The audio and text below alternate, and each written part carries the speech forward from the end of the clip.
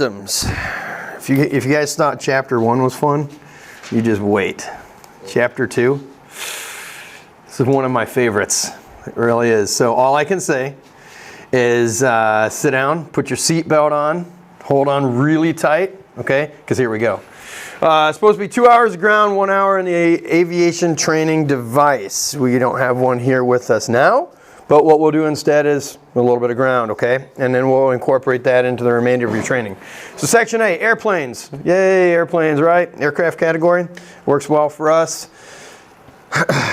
For every airplane, you have operating limitations, okay? It's something that we require for us to fly any airplane. If we're looking at the required documents that I need to have on board an airplane, that's one of the required documents, right? I have to have airworthiness certificate, I have to have registration, I have to have a wide variety of things with me. One of the things that I need is this airplane flight manual, or POH, or some sort of operating limitation. Now, some of these operating limitations are also found not only in the book, but also on the panel itself. Now, if we got anything on this panel, yeah. See, on this panel, every airplane, doesn't matter what kind of airplane we're flying, is going to have placards. Okay, some sort of operating limitations. Same thing over there, and over there on that other panel, and all of these, okay? So they have placards. The placards that we have in the airplane might include, hey, this is the type of fuel. That's listed next to the fuel tank. Or inside, I have normal category, utility category. Here's how you recover from a spin. So if you happen to get into one, just look right there next to you, and it tells you exactly how to get out of it, okay? These are things that are required that should be in every airplane. I have to bring in one little caveat, because I like things to be somewhat quasi-realistic. We all agreed that we're going to talk about aviation in the classroom.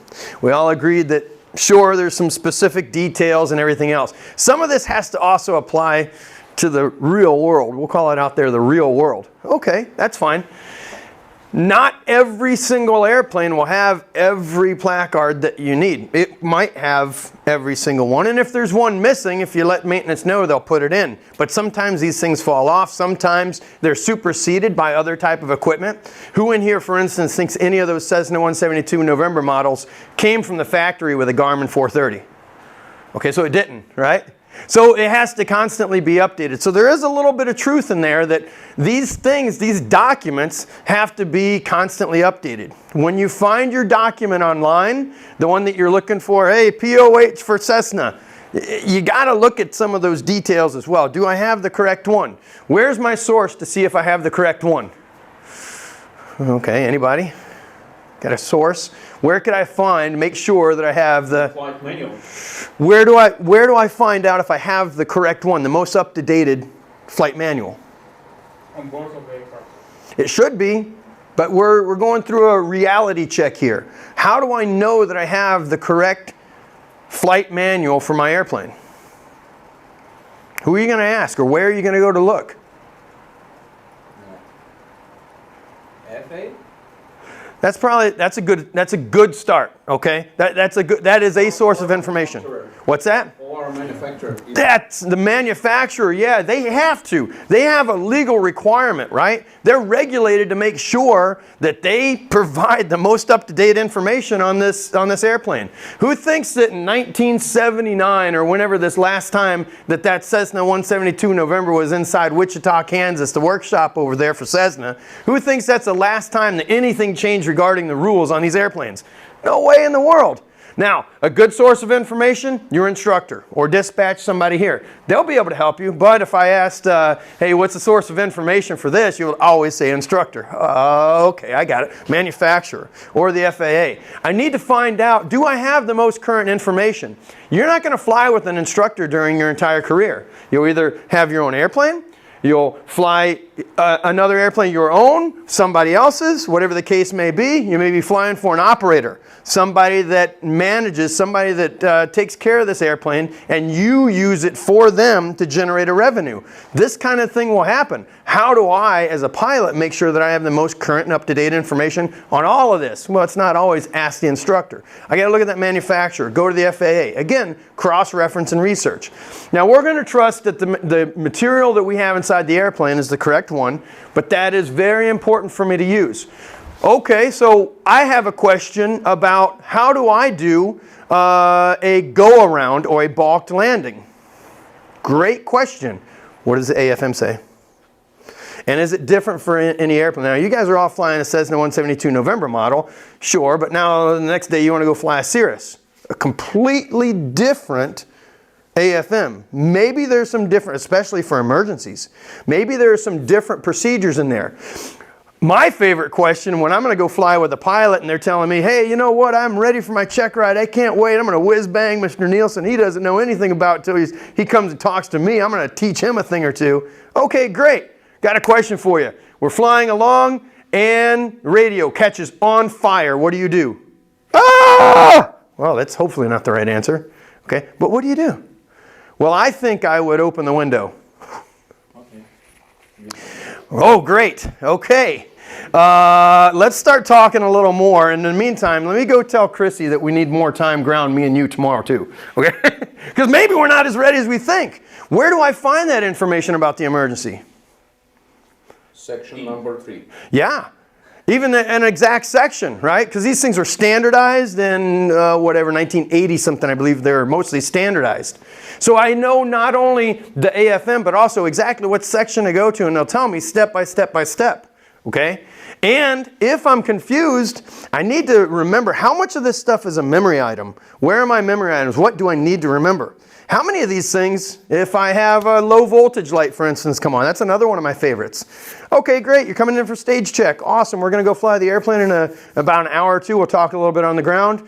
You're getting ready to fly, you leave the area, you're going over the Everglades, and we're going to Naples. And you got a low voltage light that comes on. What do? I don't know. Well, what would you do if you're sitting there? Back to the airport.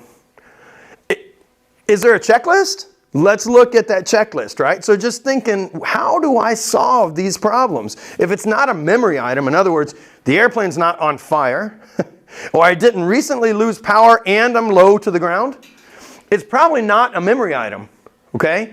Pull out your checklist and follow it step by step. Step 1, okay, do this. Step 2, yep, do that. Really, that's as easy as it is. It's not too hard, okay?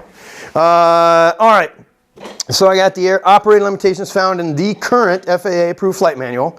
Approved manual material, markings, and placards, or any combination thereof. Now the one I put up here was just a sample. Skyhawk, I think that was a Romeo model. Remember, we don't have a Romeo model at all. Okay, so you'd have to look at a November model airplane, or if you have whatever airplane you're going to fly on that day, you have to look at that AFM. All right, just real quick and taking a look at some of these things on that airplane to identify, is everyone familiar with the fuselage on the airplane? What is the fuselage? It's all just airplane systems, right? But what is the fuselage? Is this thing on? Hello? Talk in English to Scott. Answer. What is the main construction? Can everybody visualize the fuselage? You know what it is? Can you describe it to me though? I think everybody's over here. Can you describe it to me? That's effective. You could do that. Yeah. What is a fuselage? There's the corpus.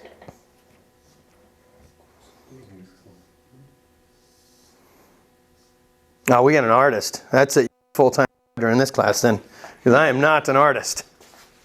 This is a fuselage. Looks like The entire thing, right? new design of new Ferrari, right? I understand what you're saying. Yeah, fuselage. Okay. All right. Okay, without tail. Yes? No? Well, that part of it, what part are you describing? Now he's bringing up an interesting little topic here. So the tail part, what is the tail part called? How do you call tail part? In English. It's French, actually, I think. Yeah. Empennage. I don't know how the French got all involved in some of this stuff, but they did. Whatever. Dassault is just loving life right now. Okay. All right. How about the wing? Where's the wing? These are things that I don't think I'm venturing out on a limb here too far. These are things that we should know. Everybody has told me that they've either flown an airplane or been involved with airplanes. So what's a wing? Wings? What is a wing? There is wings. What is? What is wings? Part of airplane that creates The lift. Yes, yeah. And it's Right, attached right. to the fuselage.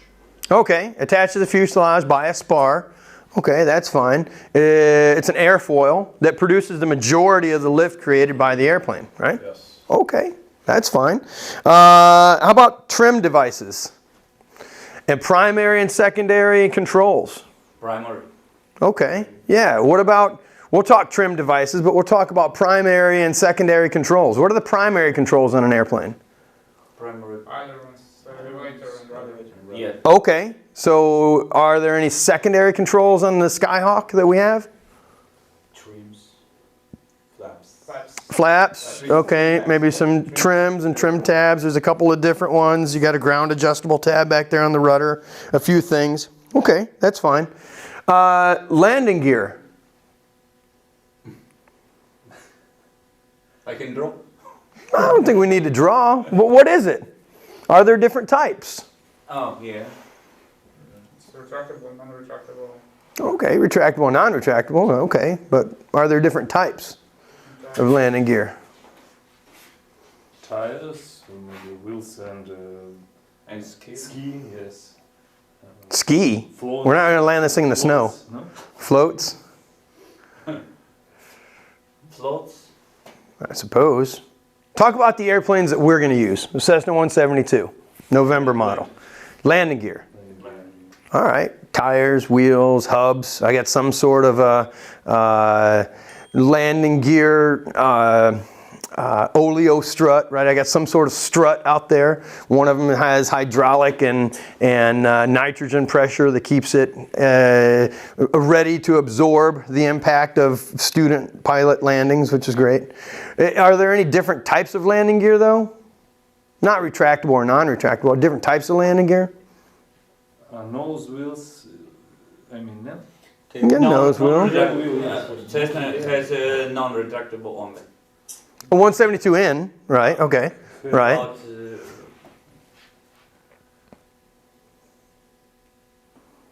Any other type landing gear? Fixed tricycle. What is conventional landing gear? Main landing gear and What's conventional landing gear? And tail. Conventional. Tail. Tail wheel? Tail wheel. No, Main. Or is a tail wheel not conventional? Non conventional. nose wheel. Nose wheel. Not so easy, right? Just simple subjects like this. yeah. Okay, we're talking about airplane components, not, you know, the AFM that people never look at anyways and how to reference this thing, but just the components of an airplane. Would you agree with me if I told you that conventional landing gear was the tail wheel? But what kind of landing gear do we have out here? Is that conventional? Well, that's all we have. But it's a tricycle type, right? And you got nose gear, you got main gear. How many tires we got on that airplane? Just tell me, this should be easy. How many tires you got on the thing? Hello? Has anyone in this room seen a Skyhawk before? Or a Cessna, any type? Okay. So how many tires do we have on that airplane? Three. Okay. Somewhat of a trick question, but which tires and how many tires should we land on? Main? Okay, main. So which tire should we land on?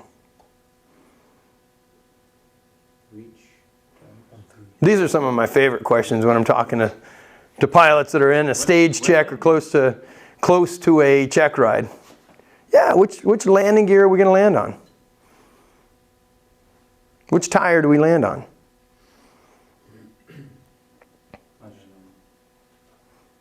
We should make a touchdown on the main landing gear, and after the nose landing gear. So that sounds kind of that sounds kind of intuitive, right? We land on the main gear, but which tire are we going to land on?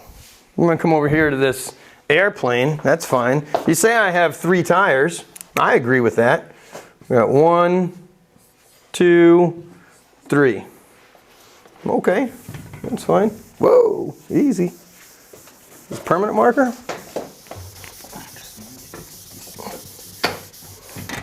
I think you got permanent markers. Whiteboard, yeah. Okay, so this is the nose gear. I told you I'm no artist. That's the nose gear, that's the main gear. Which tire do you land on?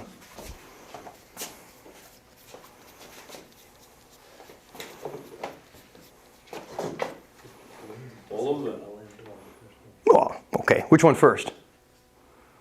First main. Main, of course. There's 2. There's 2 main. So which one?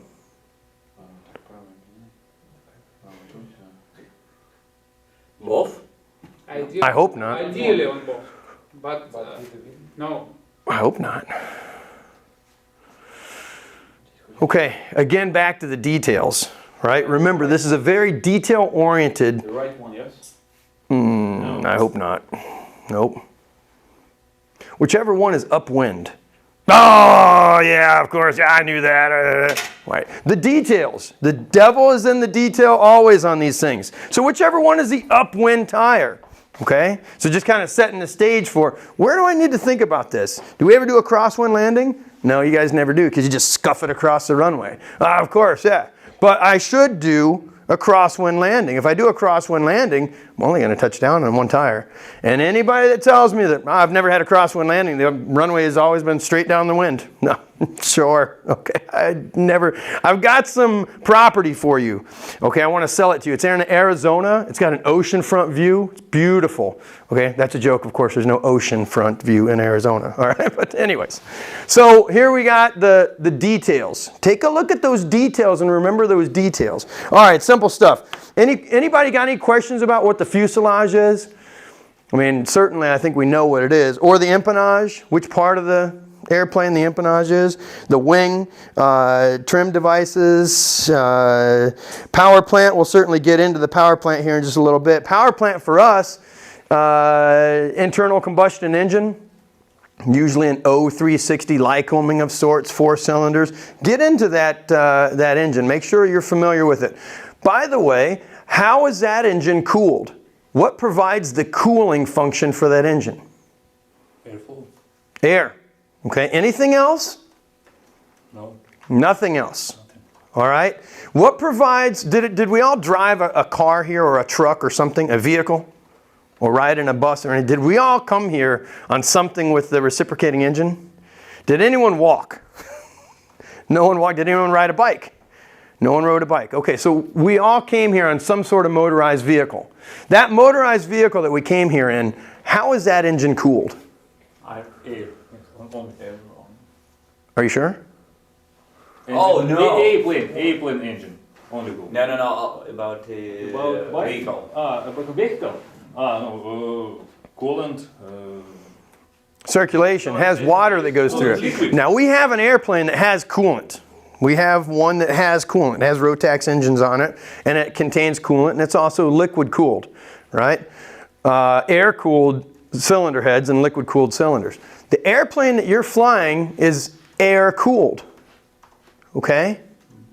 So some of these details, and details matter. I can't tell you how many times I get out to fly with somebody, and so far everything is looking pretty good. They've worked their way down the checklist, that's fine. They go to the run-up area, and they just park the airplane wherever in the world, you know, so that the blast pad is behind the propeller. Okay, remember, these airplanes are air-cooled. If I'm going to go to a run-up area, and I'm going to advance the throttle, Sometimes it gets hot here in the summer. I advance that throttle up to 1700, 1800 RPM, whatever my book says that I need to go to check do my pre-takeoff check, right? Where's the cooling coming from? From the air. It said this thing is air cooled only. So would it make sense for me to point the nose of the airplane directly into the wind? Doesn't that make sense? Does anyone agree with me? I feel like some of it may have been lost.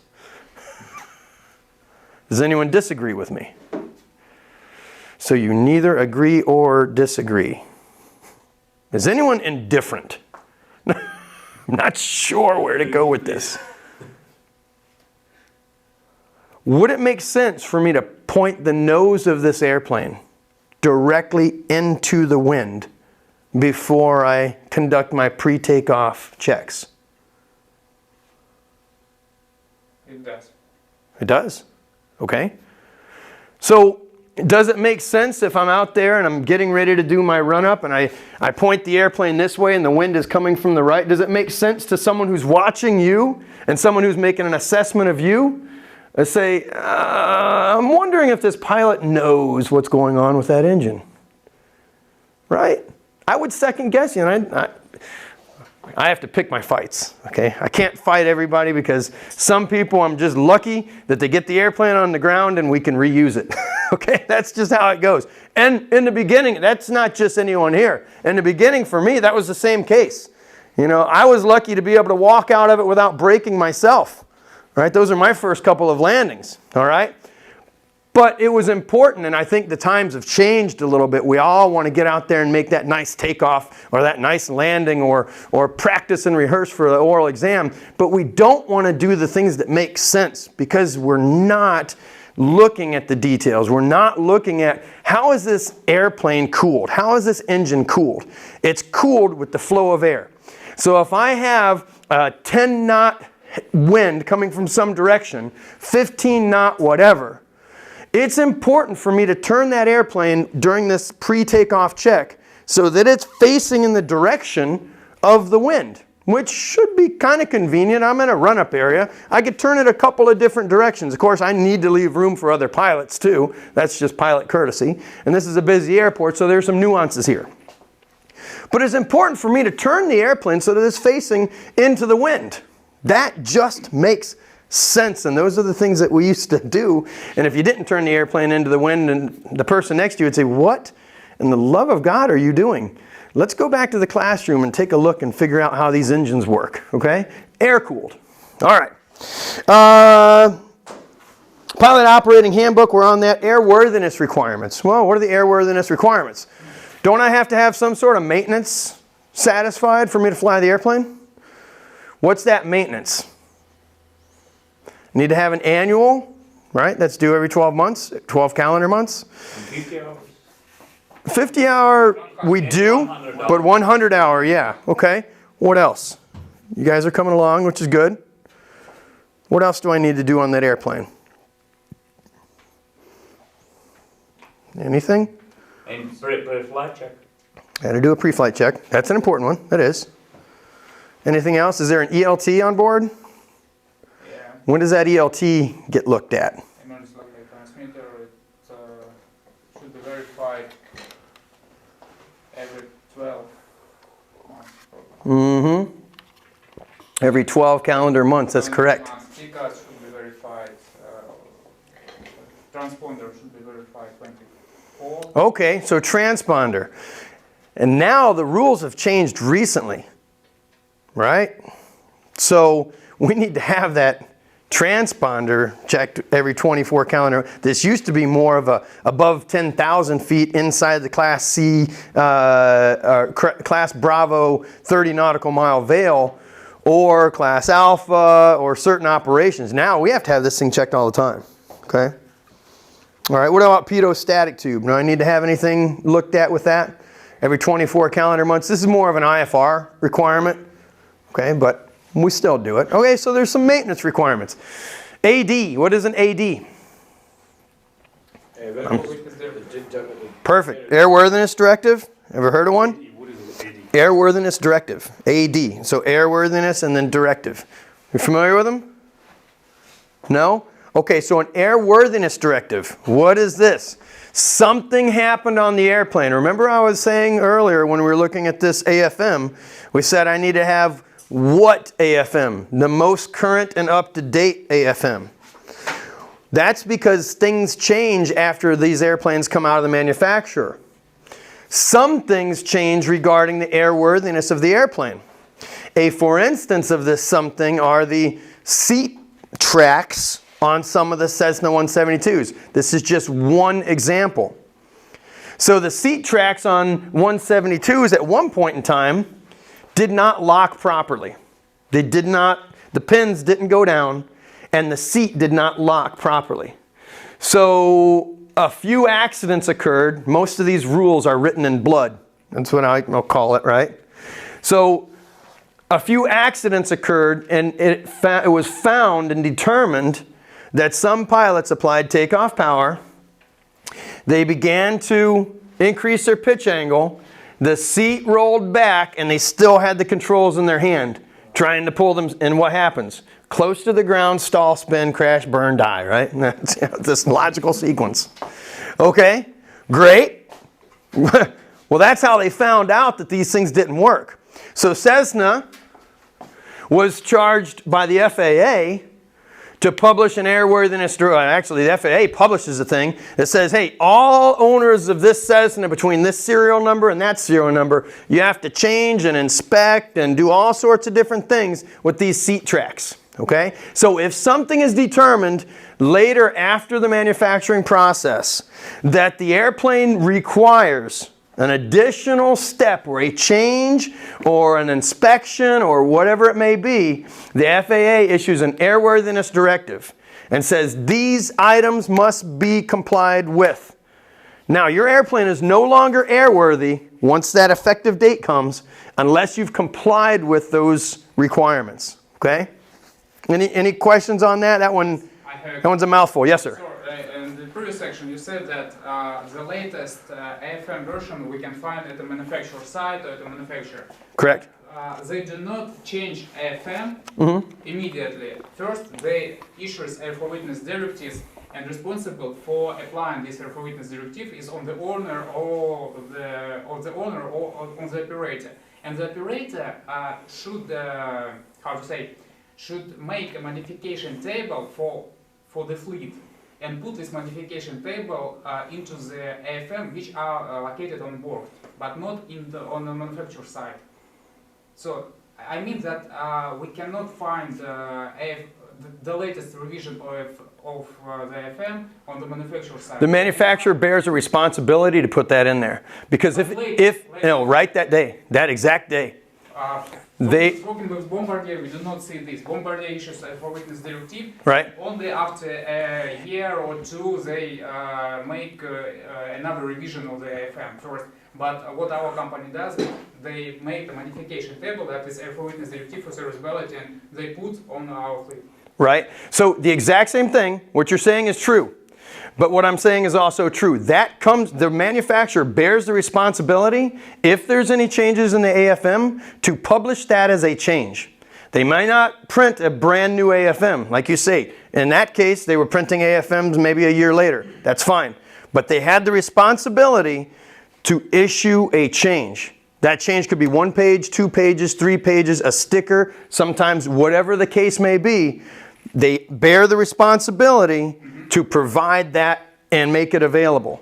So if I wanted to find out for these Cessnas exactly which AFM was the correct one, I would have to be registered as the owner. I could contact Wichita, go to Cessna and say, hey, I want my current AFM. Everything with all the up-to-date changes, and they're required. Even when they continue to change things, like for instance, we have an airplane that's in constant flux of change. Italy has not published, or they have not finished going through the certification process, it seems. They finished it, but they continue to change the requirements and some of the procedures inside this AFM. That manufacturer owes it as a duty to provide that to anybody that asks them for that information. They're not going to publish a brand new AFM, but at least it changes. All right, so I've got my airworthiness requirements. Any questions, though, about the airworthiness directive? I want to make sure that we're good. I have a question. Yes. Can you one more time explain about tires? It was my question. If anybody understands what Scott told about the main wheels, which one is going to be on Yeah, first? I have a question. You can see the crosswind, yes. You understand? You Yes. understand? Yes, we consider the You crosswind, understand what he's talking Understand. about? One wing.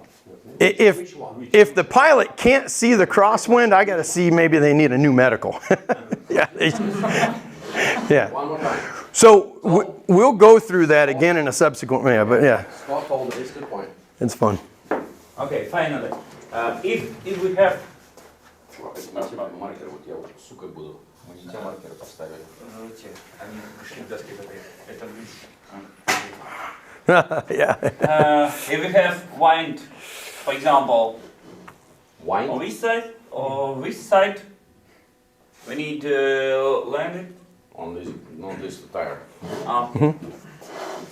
And we'll spend some more time on that in subsequent chapters, but it's an opportunity for me to start getting a discussion open, to start opening your mind, and to kind of take a gauge on where pilots are. I want everyone to know that I've flown with a lot of different pilots. I told you guys in the beginning, in a lot of different operations and a bunch of different types of airplanes, and they're not all Skyhawks, okay? And the same type, in fact, what I find is that most of the time, the bigger and faster airplanes these people have gotten in, the worse they are at the basics. You know? So while I'm teaching the basics and the fundamentals, something that I was just raised in, something that from the very beginning when I wanted to learn how to fly airplanes, these are what people are teaching me. And you always knew where, you know, that answer was for or which tire do I land on or whatever. This just gives me an opportunity to start bringing us back to basics, open your mind, and gauge everybody's experience level, okay? Okay, there's some more. I love them. All right, inside this information manual in this case, or a POH and AFM, I've got some interesting details. It will tell me everything that I need to know about the operation of that airplane. To include one of our examiners, our primary examiners, Nielsen, one of his favorite subjects. How do I start this airplane when it's very, very cold outside? Oh, you mean like 60? No. Yes, I understand. In South Florida, outside right now, this is kind of cold for us. But no, very, very cold, like Moscow cold, you know? Like 40 degrees, minus 20 Celsius, or very, very cold weather. What do I do then? It'll tell me the expanded operations. It'll tell me what to do. Know those expanded operations for your airplane. I can't tell you how many times I see something like this with a pilot, and I know for sure that, well, you're sure not reading the book a whole lot. I think a lot of bad habits slip in, and that happens. Anybody do an alternator check? It says it on the checklist. I love the checkmate checklist because they add all sorts of crazy things in there. But anyone do an alternator check? I love to see when a pilot goes through their alternator check and I'm asking, what are we doing here? And what exactly are we trying to do? Well, prior to flights, where verification of proper alternator and alternator control unit operation is essential, when is that essential? IFR or night flights, right? Those are the times when it is essential. So those are the times when I really need to do this. Okay. A positive verification can be made by loading the electrical system momentarily. With the landing light for incandescent bulbs, and a lot of our airplanes are replaced with an LED landing light, that's fine. Or by operating the wing flaps during the engine run-up. The ammeter will remain within a needle width, that's an important check, of its initial reading if the alternator and control unit are operating properly. So as soon as I can promise you, you guys probably didn't invent this on your own. And whoever invented it before the person that showed you and before the person that showed them, and I don't know where some of these things come from, but I wish I could have found it and stopped it then. Whenever I see a pilot turn off their alternator during a run-up, I'm thinking, why would you do that? because you haven't experienced the other types of problems that could occur. Now, I experienced that. Somebody showed me this, and it was at a flight school in Pompano Beach when I was, I think, 22 years old or whatever it was. And their requirement before IFR flights was somebody in their organization said that you needed to turn the alternator off and then turn the alternator back on. That was the function check. They didn't look at the AFM. Well, not all places do and not all pilots do. So I went out on a solo flight and I turned the alternator off, I turned it back on and it didn't come on. And then I turned it off and I turned it back on and it wouldn't come back on. And I thought to myself, how silly am I? Just 30 seconds ago I had a perfectly good alternator and I turned it off. And now it won't come back on. And now I'm stuck in Naples because I'm not going to fly the thing without an alternator. And it never came back on. They had to send another airplane with a mechanic to come over there and fix the dumb thing. I had a perfectly good alternator. Why didn't I just load it with the wing flaps or the landing light and check and see if I get a fluctuation? How likely is it that an alternator won't come on? Well, not very likely, but I can tell you it could happen. Why be that person? And by the way, why operate this thing away from the AFM? Just do what the book says. If I'm confused about how to start the engine, do what the book says. Okay, let me pour a little grain of salt on that. Don't start a fight with an examiner, okay? I can tell you that I've worked with the South Florida examiners for the past 2 decades. Some of them have their interesting little ways. We can tell you what a lot of the interesting little ways of some of these examiners are. Some of them have a certain belief that this is the right way and it's that way and no matter what. Who's the examiner in the room? You or them? I don't know why that's a hard question. He is, right? So who is going to decide whether you pass or fail? Yeah, that person does. The examiner does, right? If they tell you to do something a certain way, if it's not a question, like how do I do this, can you explain it to me? That's a question. But if they're telling you, oh, no, we're going to do it like this because I say so, just do it like this. I can tell you that there was an examiner that failed somebody because that pilot looked at him. That really, really happened. She looked at him, he said, don't look at me. She looked at him again, he said, don't look at me. She did it, I think, 3 more times and then she failed. Why? I don't know. Is there anything in the AFM that says you can't look at the guy in the right seat? No. Okay, so believe me, the examiner has some authority. Don't challenge it. Doing it during the check ride is not it. Know that you know exactly what this book says. If you want to go into the way and their thought process or whatever else. But I know me as a prudent pilot, if it's in an AFM, that's how I operate the airplane. I don't operate the airplane any other way. Unless it's on a check ride and they say do this instead. And I'm like, okay, if you're sure, right? All right. All right, power plant. You guys ready to go into the engine? Let's do it. So we've set the stage a little bit for power plant. The controls you'll have in the airplane for a fixed pitch propeller are throttle and mixture. We've seen these, right? How do I adjust the power output on the engine in this airplane? Throttle. That's how I adjust power setting. That's it, just with the throttle. The throttle is directly connected to the induction system, to the engine, and that engine is connected direct drive, one shaft, to the propeller. So when you see in the engine description on the AFM and it says IO360 direct drive 4-cylinder opposing all this other stuff, air cooled, direct drive means that the crankshaft on that engine is connected with bolts to the propeller. Now there's another airplane we have, and I just love that other airplane, I really do. I do. It's got a gear drive. So the crankshaft on the engine is connected to a gear, and that gear is connected to the propeller. On the engines that you guys are flying, the crankshaft is connected directly to the propeller. And there's no adjusting the pitch. It's fixed. That propeller is one blade all the way across. All right, perfect. Mixture. Mixture controls the flow of fuel into the carburetor or fuel system. We have a carburetor on our airplane, so we'll talk mostly carburetor, but we'll also talk fuel injection, because you need to be aware, you need to know, or be familiar with some of these other airplanes as well. So I can control the flow of fuel going into the engine. Does anybody, I hope so, want to explain why we might need control over the mixture? Anybody got an idea? No. You don't know? I know you know. I need to use a mixer when I apply it brake height. Okay, I like what you're saying. For You're saying the exact right thing. So I'm using my mix. What happens when I go higher? approx 500 Okay. meters. Yes. Don't worry about, don't give me like an exact altitude, but just tell me, what happens as we go higher? What happens? Why does it? It becomes richer. Because Okay, what happens with the atmosphere as I go higher? About pressure. Pressure? Low pressure, yes. So there's less pressure. We're good with less pressure as we go higher? less dense. Okay, that's fine. And I have less dense air. Everybody okay with that?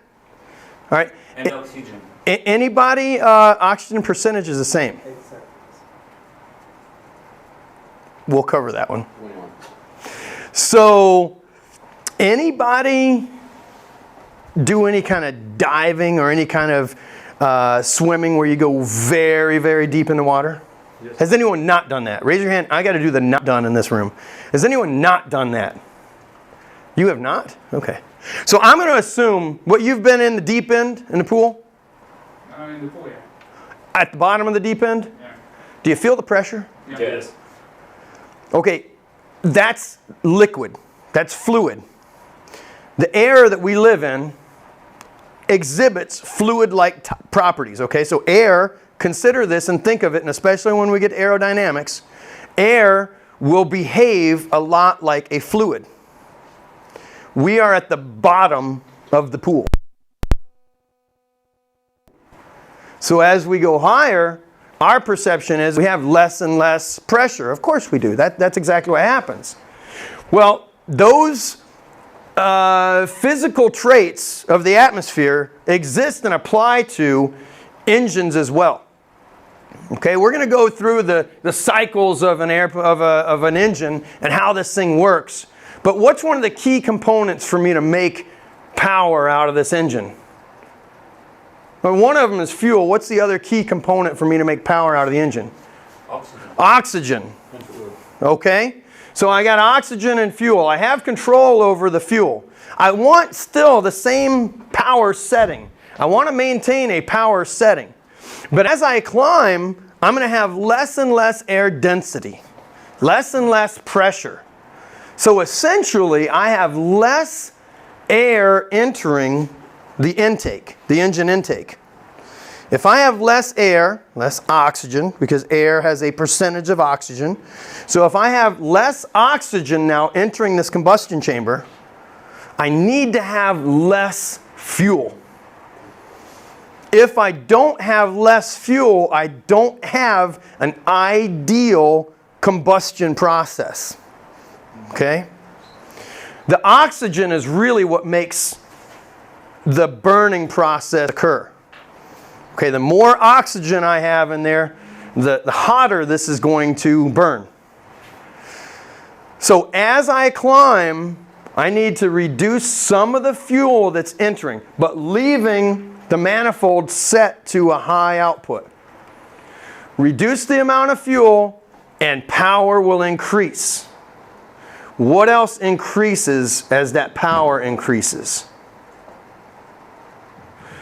Let me ask you this question. Has anyone here seen an oxyacetylene torch? Oh boy, I'm bringing out all the big words. Anybody seen a welding torch? Or a cutting torch? Certainly, anyone watch the Discovery Channel? All right, you take this thing and you can cut metal with it, right? They cut vehicles apart with it. They cut all kinds of things. If I need to cut something, I can take an oxyacetylene torch and I can cut that. Just give me 1 second to request translation of torch. Does anybody understand what it is? I just. People would think that's a flashlight. They don't understand what it Фонарик. No. Фонарик, Горелка, которая режет металл. Видели, он говорит про Discovery канал, где там разрезают куски металла на машины. Сварка. Это не сварка. Это именно автоген. Да, автоген. Отлично, правильное То слово. есть тоже так же называется, как фонарик перевод. То есть принцип работы этого автогена заключается в том, что подается топливо, смешанное с кислородом, которое дает высокую температуру горения, за счет чего можно порезать что угодно. That's it. Yeah. I just actually, Scott, is a good feedback and a good understanding. When you have Moscow group, you probably have a lot of questions about some words Yes. that people just don't understand. It's not mean they don't understand the topic; they don't understand the word. The word. Yep. Have you seen one of these? Now everybody understands what you're talking about. Okay.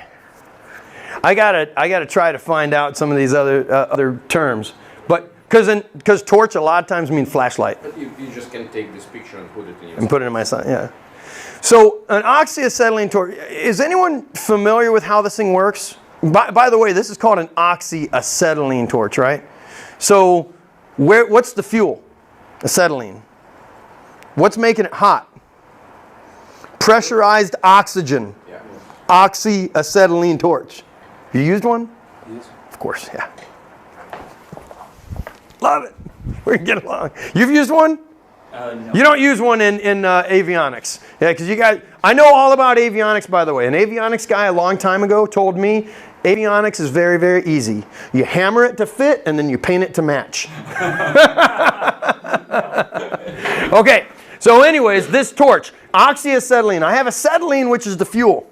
Are you okay?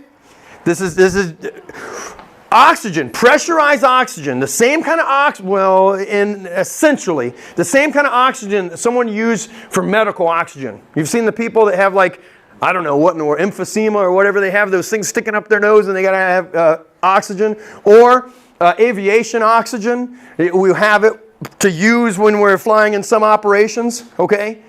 Same concept, it's in a canister and it's pressurized. That oxygen is what allows us to cut metal. How thick? Thick, okay? We're talking about, we could cut through that wall with this thing, okay? So that's the power that's contained in oxygen, just to let you guys know.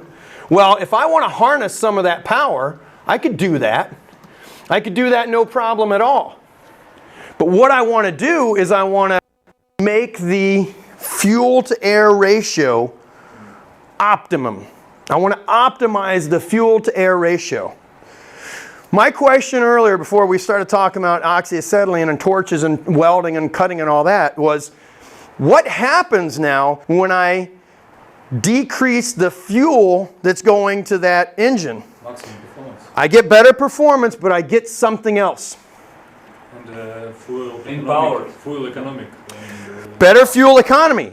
I get that. I get one other thing, something that's not fantastic for me, something that I would prefer not to have. There's a trade-off. Everything in nature, I get something that I like, and I usually get something that I don't like. It's a trade-off, is a balance. Okay? So I get more power, more fuel efficiency, but I get this. What is it? What did I use to cut through that metal? High temperature. Heat. Heat. You get heat, okay?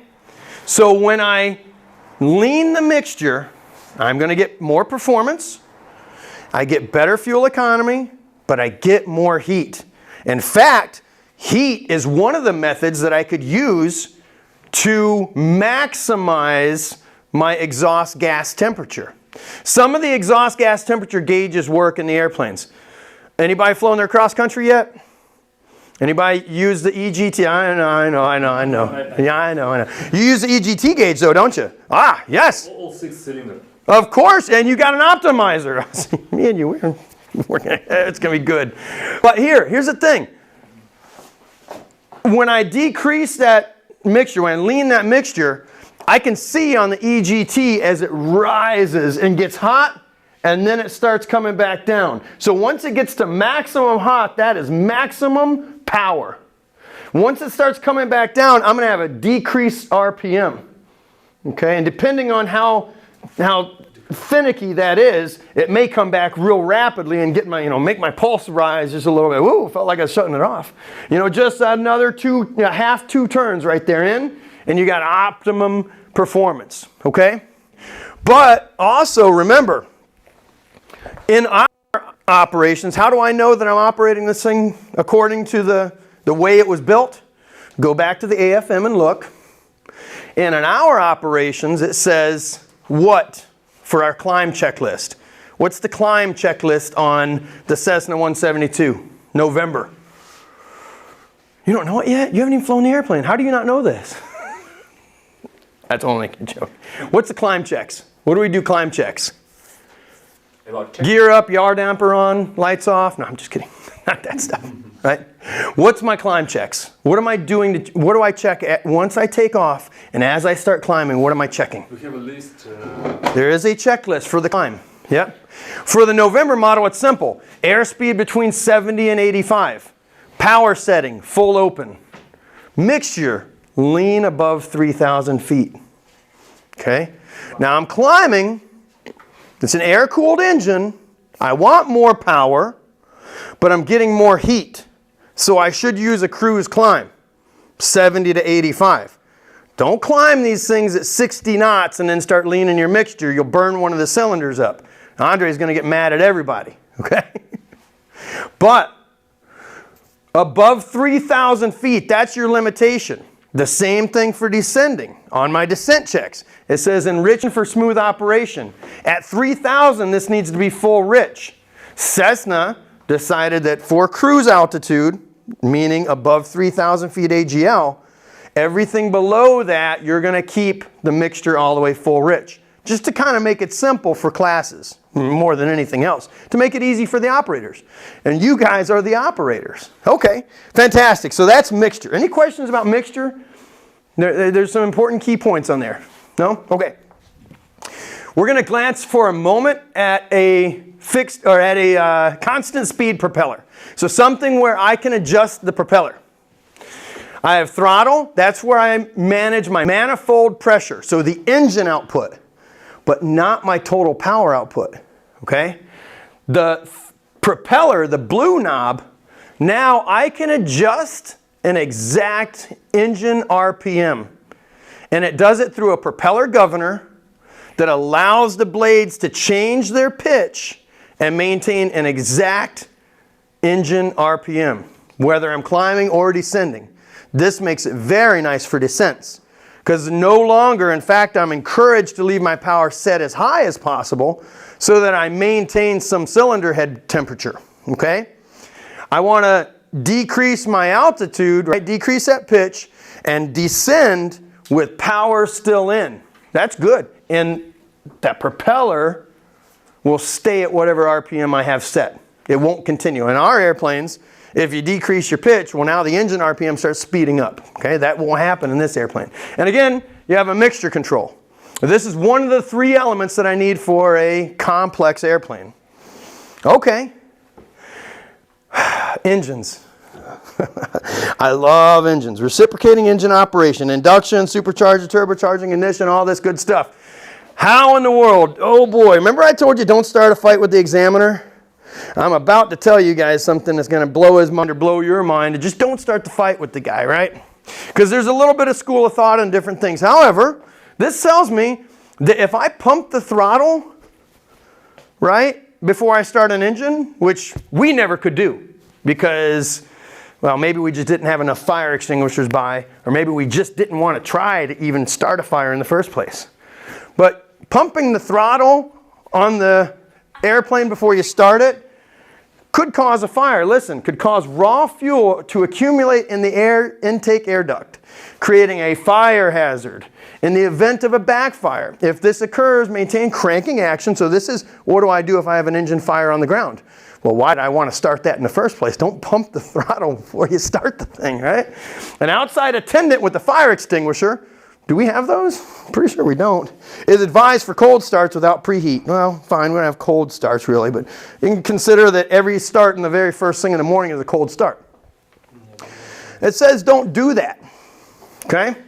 Now then, before takeoff, warm up. How do I know that the engine is sufficiently warmed up to fly?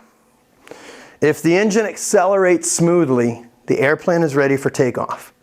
So once I get these airplanes where the throttle will cause the engine to accelerate smoothly, it's ready to take off.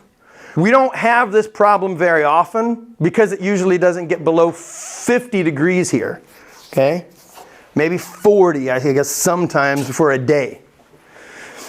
But keep in mind, since the engine is closely cowled, meaning that engine has the cowls set in a certain way, inside that engine cowling, there are baffles, there are all sorts of things that direct air and allow airflow over the cylinders.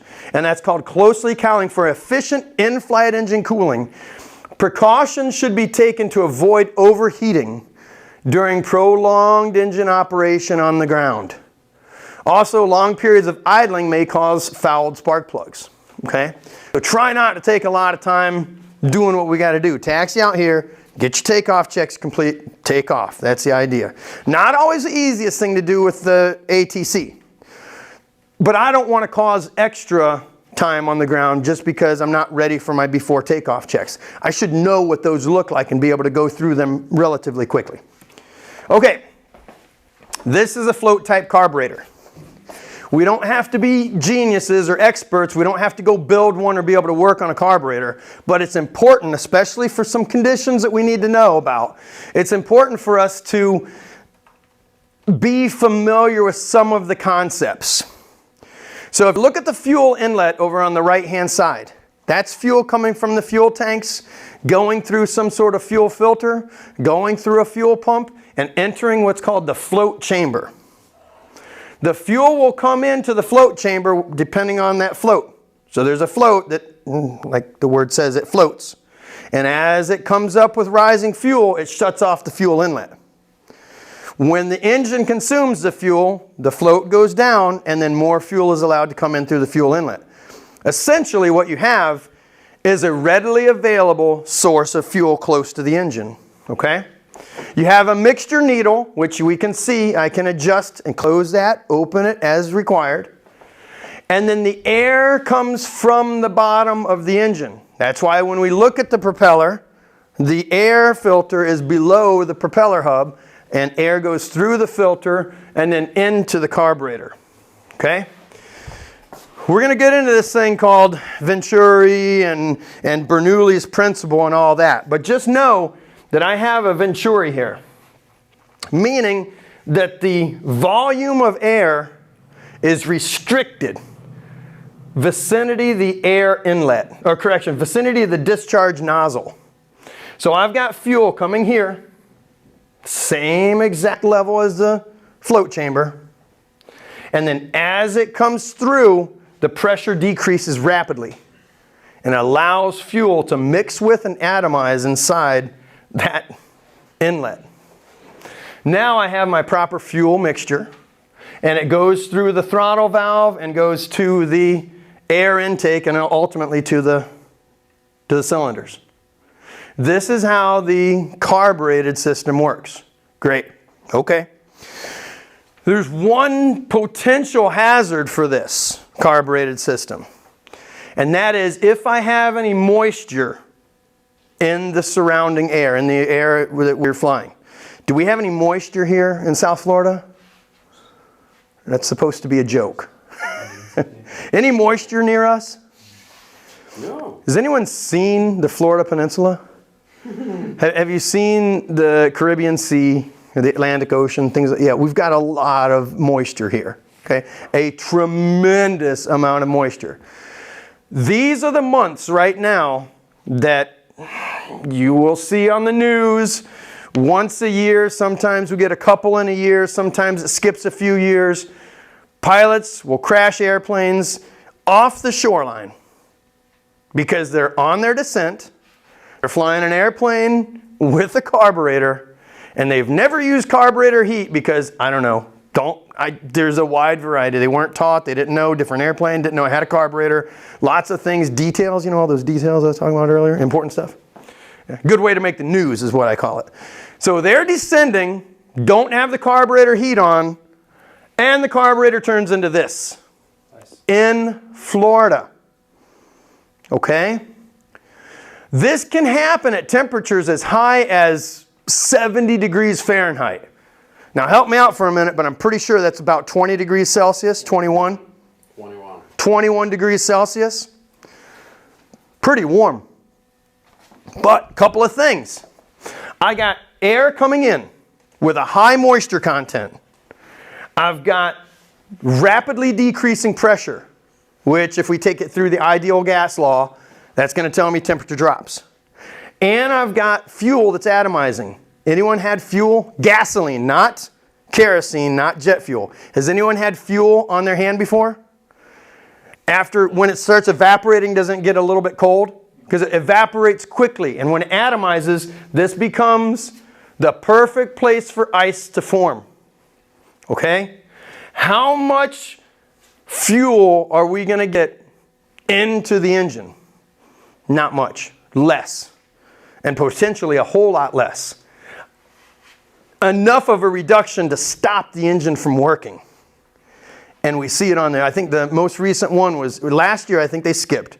I'm hoping nobody does it this year. But I think it was 2 years ago, there were 2 airplanes that went right over there off the shore and had to get rescued by the Coast Guard. And I think one of the airplanes was from this airport, not from the school, but it was from this airport. So how do we avoid this? Anybody got any ideas? I know one of you has the idea. How do I avoid this? What's it called? Carburetor heat. Carburetor heat. Okay. How do I use that and why? In other words, is it an anti-icing or a de-icing mechanism? Yes, a mechanism de-icing carburetor take warm air Okay. from Engine. not engine, exhaust. The exhaust shroud. Shroud. By the way, the word shroud comes from a mummy. You guys familiar with a mummy? Oh boy, I know. Why did they make these things like this? You guys seen them? Mummy, right? It's the old Egyptian where they wrap him up in something and then he comes to life. You seen the movie The Mummy?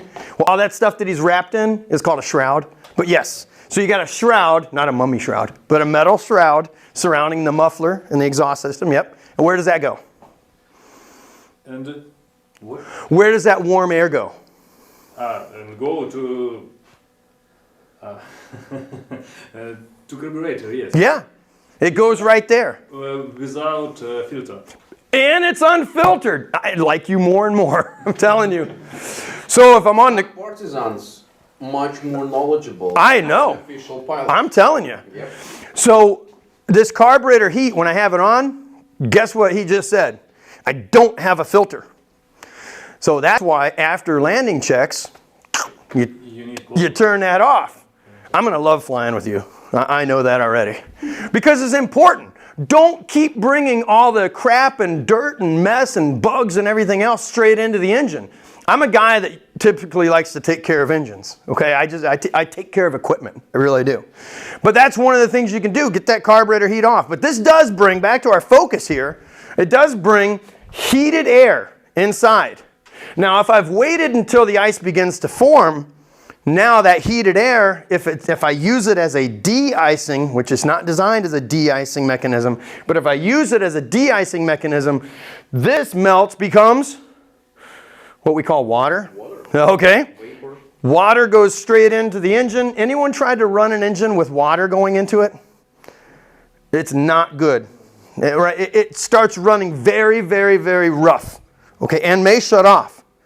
Now, if I allow the engine to shut off, I have more than one problem, and that is I can't get it started again because the heat that I'd normally use won't go in there to melt that ice. So with some of these pilots that crashed because they had carburetor icing, even if they knew after the fact that they had carburetor icing, they can do nothing about it.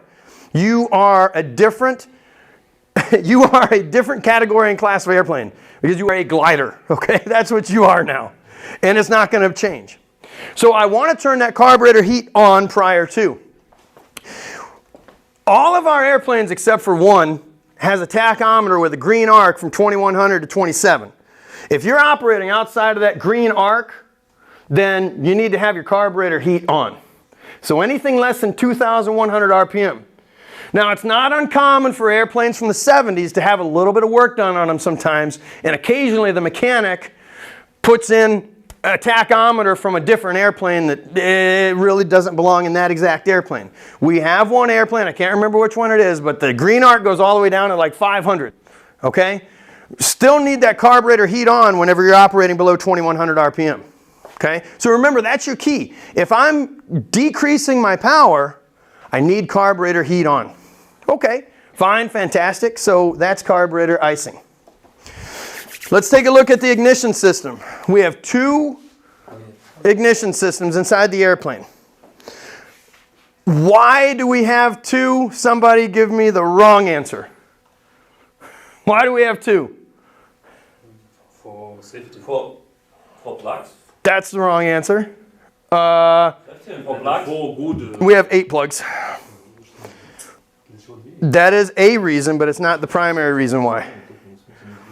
Don't talk to me in Russian. You're correct. That is one reason why. But anybody know the primary reason why we have 2 ignition systems? 2 contours. Yes, of course, 2 contours, 2 magnetors for safety, and second reason for good. For power. That's the primary reason. Okay? Yeah, I know. It seems like, and most pilots, that's why I said give me the wrong answer.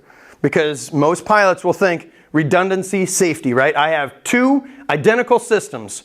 If one fails, I still have the other one that's going to continue to run this engine. Okay, that's fine. That's not the primary reason why. That's kind of a spin-off, what you would say, okay? The primary reason why is for increased power. It's almost a sales technique, okay? I don't know why they wrote it that way, but they did. All right, so I've got primary reason, increased power, more efficient fuel consumption, more fuel burn, more power by using 2 simultaneous ignition systems. Magnetos, good, very good. What is a magneto? How does that work? What's the difference between a magneto and an ignition coil? Magnetos is electrical system. Magnetos. What do you mean? Does it mean you need electrical power for that or what? That's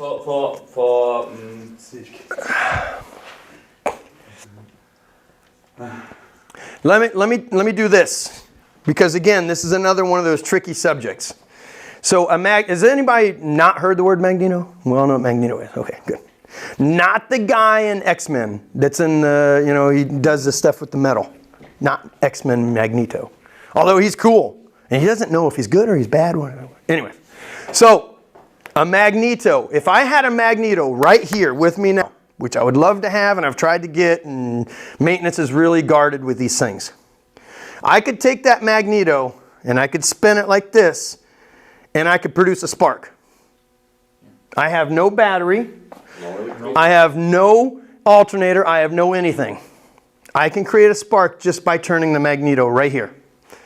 And I know that because we had one at one point in time, and 2 students got together and one shocked the other one, and then he yelled, and I think Joe threw the thing out. It's so, yeah. Anyway, me and Joe saga, that goes way back. But I don't need any outside energy for this thing. It will continue to run. The engine can start, and we can take the battery completely out of the airplane and throw it away. We could have the alternator belt broken. There is no alternator in this airplane. That engine will continue to run, okay? So that's a pretty nice safety mechanism as well. We got 2 of them, right? And then of course the plugs, the spark plugs that make the spark. Okay, fuel systems. We'll go to fuel systems. A couple of different ones, a gravity fed system or a fuel pump system. Can I give you just one? This number will be exceeded. Okay, and that's a great question. It really is, okay? We're going a little practical here, which I love to be practical. Believe it or not, I like the classroom because I think nobody else does and I enjoy it. I can tell jokes and get up here and look funny. But I'm better in the airplane, I think. I like it better, and practical is where I like to be. So what you're saying is I get out there, I'm doing my before takeoff checks, right? I go through all the flow flight instruments. I got my flap set. I got my trim set. Everybody got seat belts on, door closed, windows closed. We're burning up inside there because it's so hot. All right, but I do my 1700, and then I'm checking magnetos. Okay, I should do this on every flight, and if I do this on every flight, what I'm about to say, then day of examiner should be just him watching me do what I normally do, not preparing myself for what I'm going to do when the examiner is there. You guys follow me? That's the difference in making the news and not making the news. Okay, so what you're telling me is on any flight, okay, I check right magneto and I observe a decrease in RPM. And that decrease in RPM exceeds my parameters. Remember, depending on the airplane that you're flying, it might be no more than 125 or 50 difference between the two. So whatever it says on that check, which I got out of my AFM, that's my parameters. So I check magneto, I check the right magneto, and it decreases RPM outside the parameters. What do I do? The first thing I do is I tell myself right then and right there, I'm not flying this airplane like this. Okay? That's the first thing you say. But the second thing you do is you apply a little bit of good practices, best practices, or corrective actions. There are some things that I could do. What I could do in this case is I increase the power output. Make sure you've got the brakes set properly and the airplane's not moving. Okay? Continue to look outside to observe and make sure that you're not moving. I advance my throttle output. Okay? I need to get somewhere vicinity 65-75% power. Something cruise power setting. So I'm going to go 2300 if I can get that out of it. 2300 RPM. Okay? Somewhere in the green range. And then I lean the mixture. Now what am I doing when I lean the mixture? We said there were three things. I'm increasing power. I should observe the RPM increase. Okay? I decrease my fuel consumption, but I increase the heat. The cylinder head temperatures and the exhaust gas temperatures rise. This likely will cure that problem that you're experiencing. Okay? Because what I'm doing is I'm increasing the temperature so that the spark plugs that are probably contaminated with carbon debris are now heating up, and some of that carbon debris is released outside the exhaust. So it's effectively burning the carbon deposits off the cylinder, or off the spark plugs. Okay? That's great. So now I decrease my power setting. It is acceptable for me to leave my mixture where it is, because part of the checks will tell me, and depending on the airplane that you're in, part of my before takeoff checklist tells me mixture best power. Mixture best power isn't pushing it all the way in. That's mixture full rich. Mixture best power was just now created by us when we did this run-up. When we increased our power and we went back and we increased the engine RPM to maximum output. That also increased the temperature. Okay? So now, I leave my mixture right where it is, set the throttle to 1700, and recheck. I can tell you from my experience, and I'm not too much of a statistics guy, but statistically speaking, 99.99999% of the time, that works. It's very seldom that does not work. I have had it happen, but not often, where I don't get a good check on that second attempt. So is the sections acceptable for GPE? Of course. Of course, it's a normal procedure. Because I know the guy who returned to the parking after this check. Right. And I don't know details, but he experienced this problem during his check ride and he returned to the parking. Okay, that's fine. No, it's absolutely normal procedure. You can use it, and if your examiner have like what they're doing, if you ask you what they're doing, just explain to him what they're doing, like Scott explained it to you right now. So it works.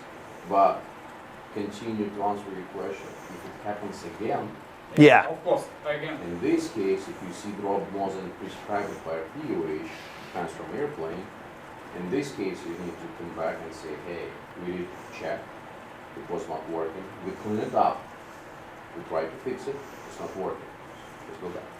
Exactly. Usually it's cheaper than the full unit. I know. I know. So some of this stuff, and you know what, we could armchair quarterback somebody all day long. You guys familiar with armchair quarterbacking or Monday morning quarterbacking? Okay, so when do the football games happen? Tomorrow, last 4 teams. Anybody watching? Kansas City? No, whatever. Okay, football games are typically on Sunday. Monday morning and Monday afternoon, what are all the newscasters doing? Well, if I was in that situation, I would have done this, and I would have ran that play, and I would have done this instead. That's called Monday morning quarterbacking or armchair quarterbacking, okay? So we could do that to other pilots all we want to. I try not to. You know, and I've read numerous accident investigations. It's something I do personally in my professional development.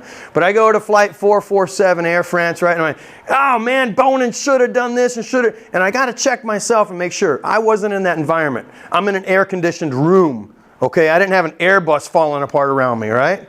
So, not to armchair quarterback or Monday morning quarterback that pilot, but here's what I'm thinking. Sometimes it's better to err on the side of the most safe route. So could that have pilot have increased the throttle, made another check, and maybe taken his check ride? Okay, fine. Saved himself some time, convenience, everything else. I like what that pilot did. You know why? Because what did I say was the first step when you observe that? I just now said that there was one step. The very first thing you do when you observe a engine check that's out of parameters, what's the first thing you do? Nobody remembers just like 3 minutes ago?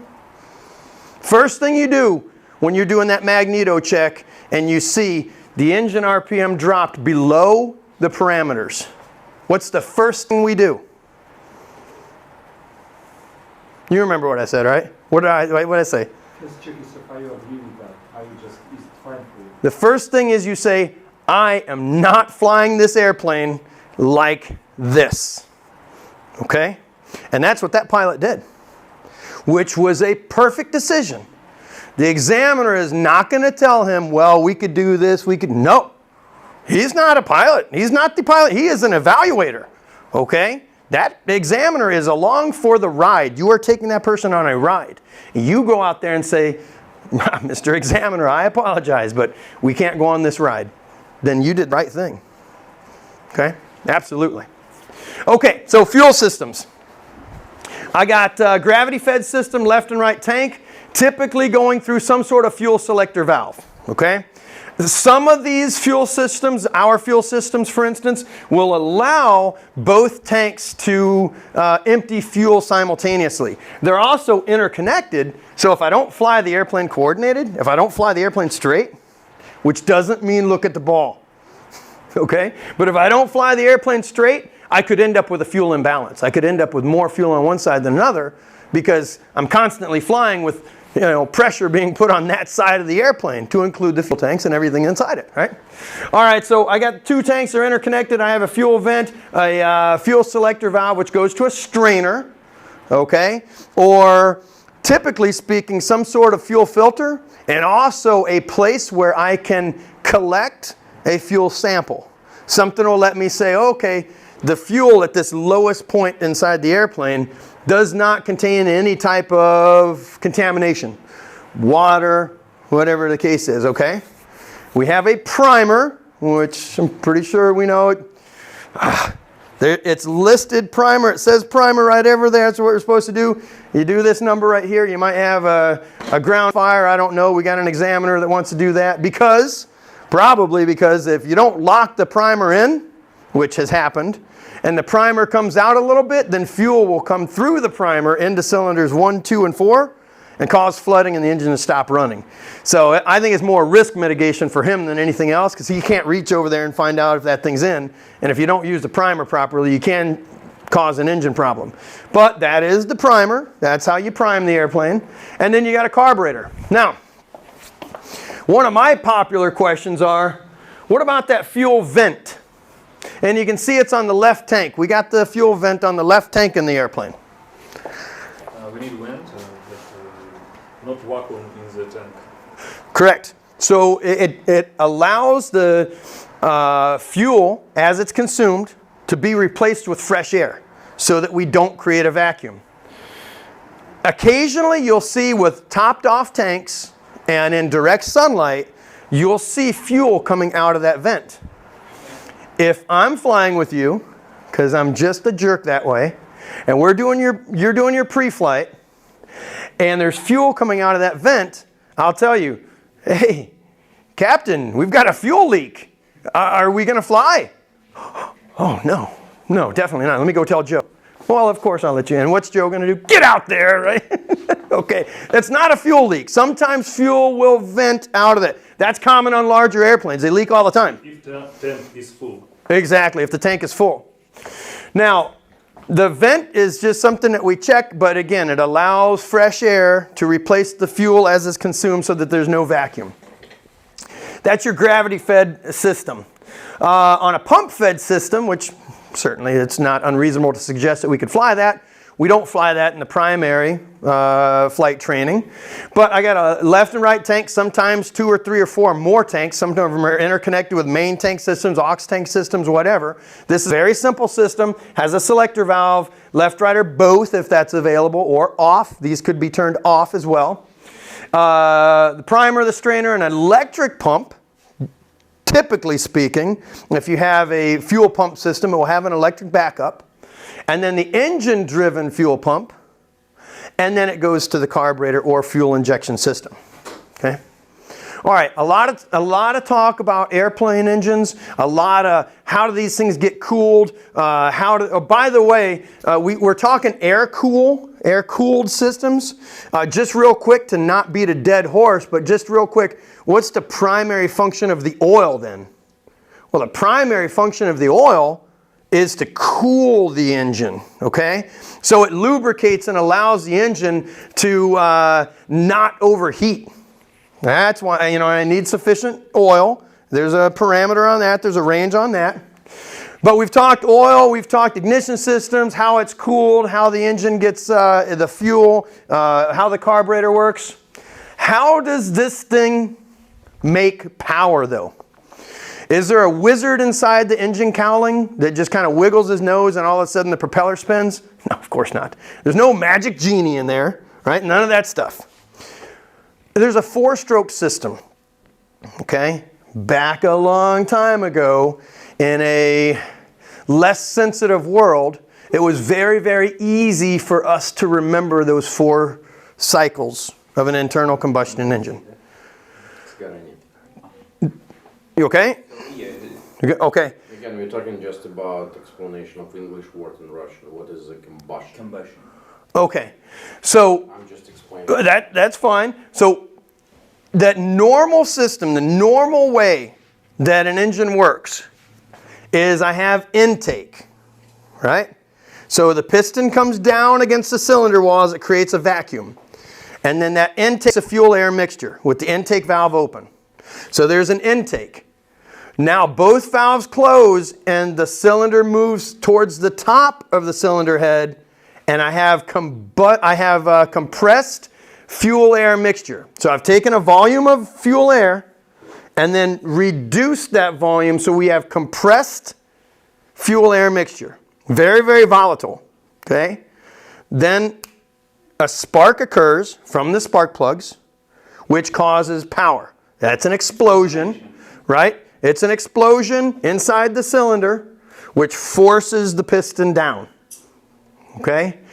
Then the exhaust valve opens and the cylinder moves back to the top, pushing most of the exhaust out of the exhaust side. So out of the exhaust manifold.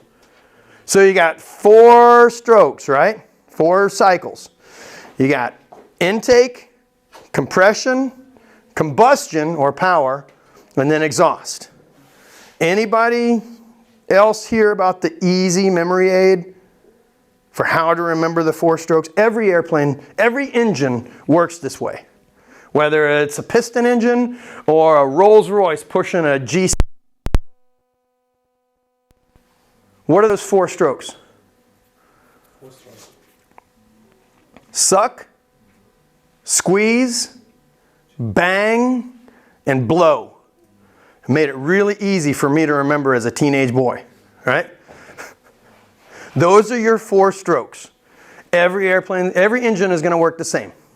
Now, if something occurs and that cycle gets out of sequence, now I could have detonation. What happens? It could be overheating. It could be contaminated fuel. It could be improper fuel. It could be a wide variety of malfunctions that occur that cause this, which is detonation. And detonation, remember, you have the suck, the squeeze, the bang, that part where the explosion occurs and it forces that piston back down the cylinder. Detonation is an uncontrolled explosion of the fuel-air mixture within the cylinder's combustion chamber, okay? So instead of having a controlled burn, which creates power, this is an explosion.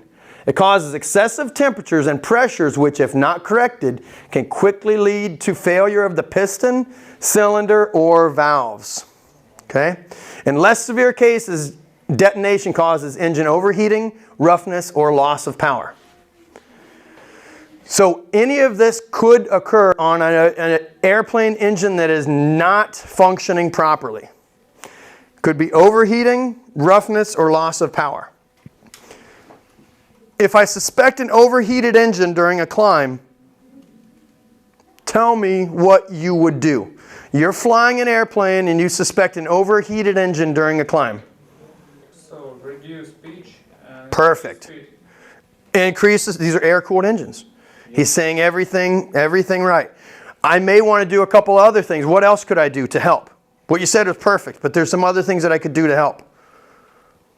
Richer mixture. Take the mixture and enrich in the mixture. Because if I enrich in the mixture, it cools that engine. Okay? This seems counterintuitive to pilots that are not terribly familiar with the internal combustion process. Because they're thinking, I'm adding more fuel. Yes. But what causes that fuel to burn hot? Temperature. Oxygen. Oxygen. So I'm decreasing the percentage of oxygen in this equation. That's what I'm doing when I enrich in the mixture. Okay, so that's something else I could do. I could decrease power settings. You know, there's a wide variety. I want to decrease the load on the engine while increasing the airflow. Okay? Fantastic.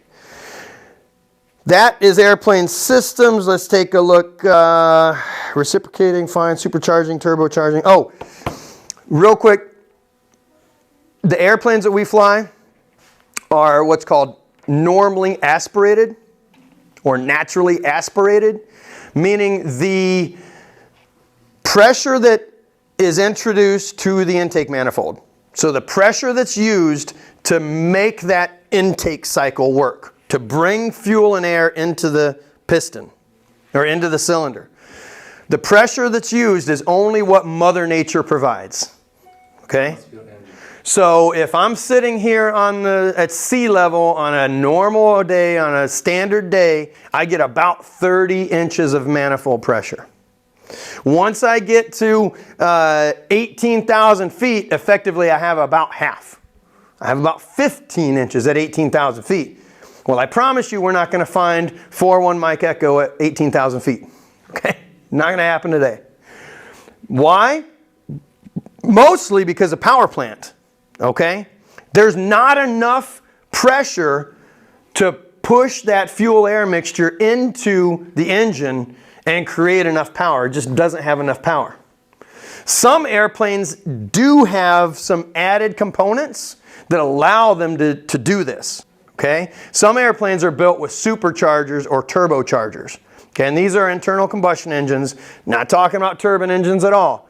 But some airplanes have a turbocharger which applies compressed air using exhaust gases. Okay, it doesn't take exhaust gas and put it in there.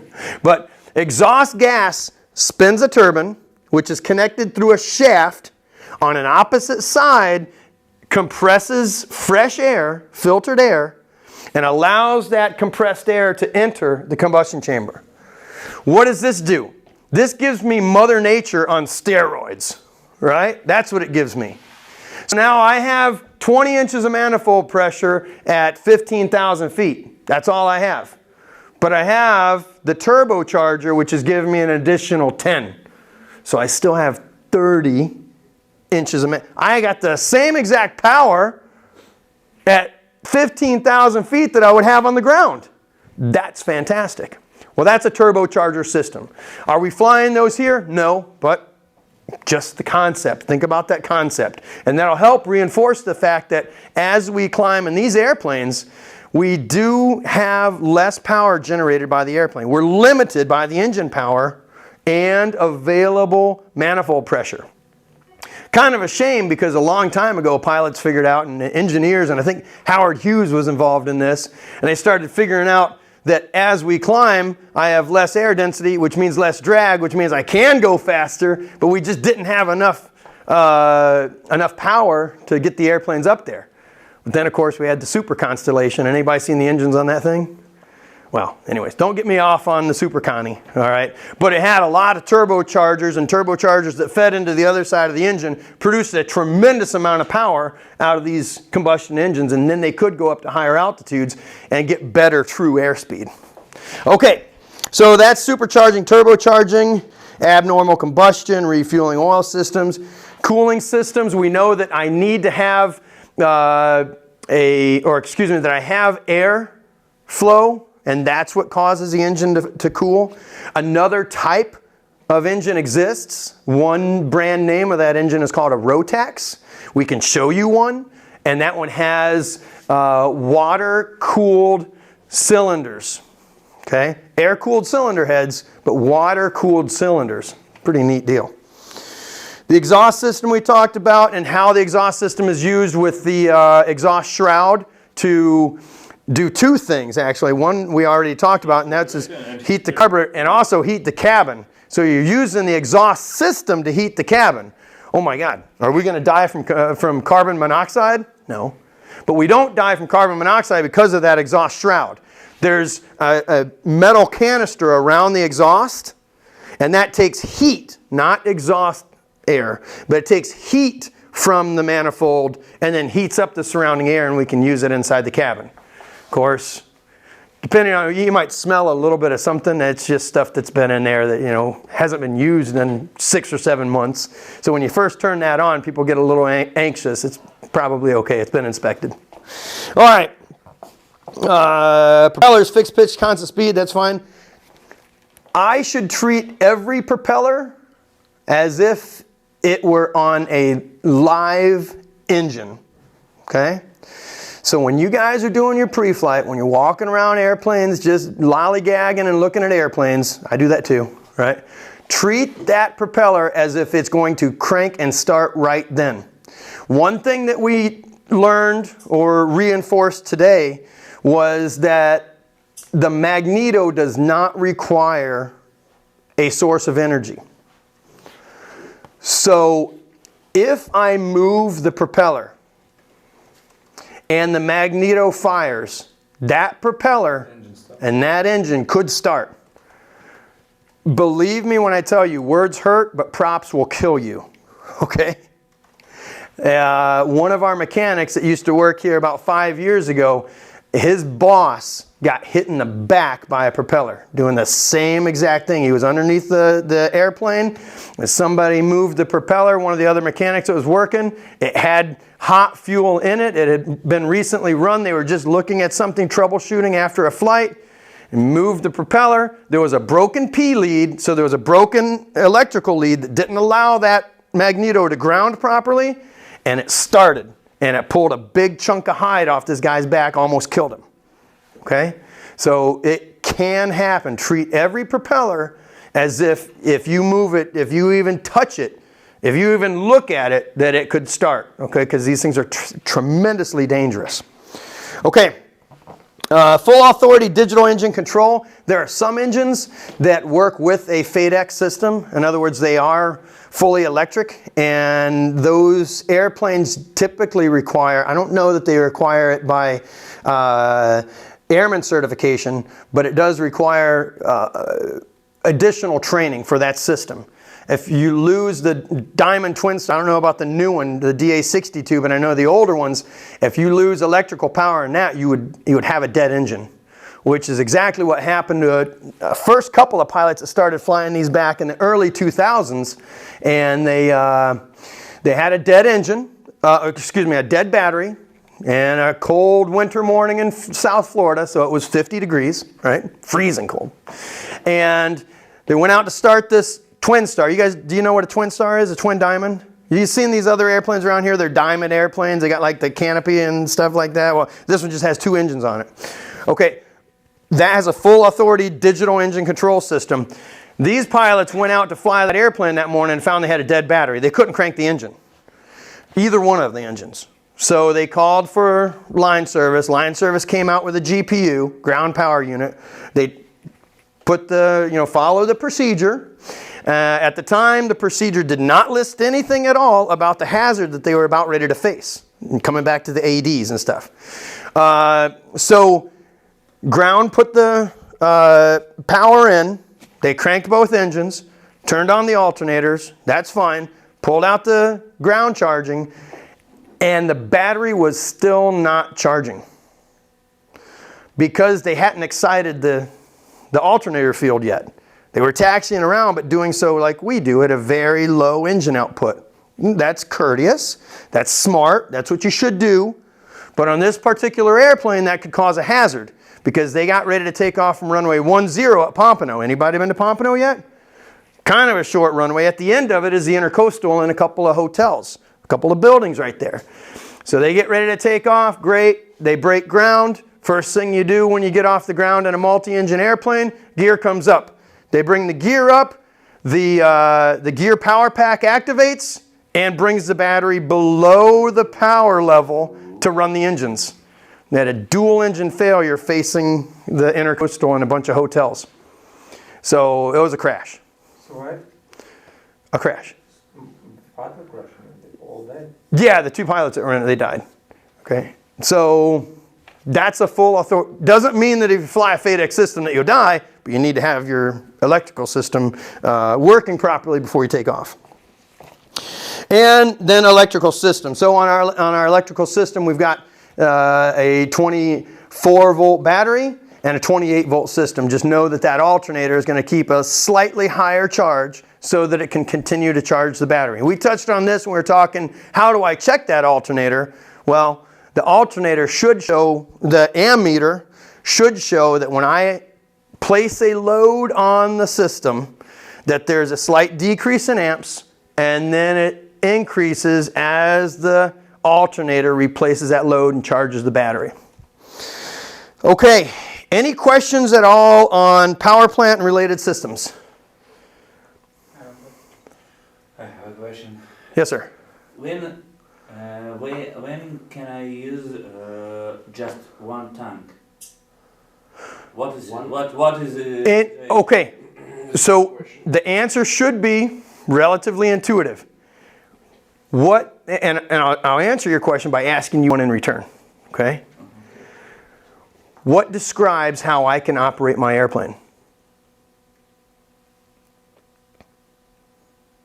Yes, sir. Say again? That's it. So you ask a question, when can I use one tank? Are you asking about a Cessna? Because that's in level flight only. But are you asking about a different type of airplane? I don't know. So I'll answer your question for the Cessna in level flight only. It's placarded. It says it right there on the fuel selector valve. But what about for any other type of airplane? I need to look at the AFM. And that's what I want to reinforce and get back into you guys. How do I know where to put this lever? How do I know when to use that switch? How do I know what to do with this button over here? It's all in the AFM, right? It'll always be in the AFM. But great question. Anybody else?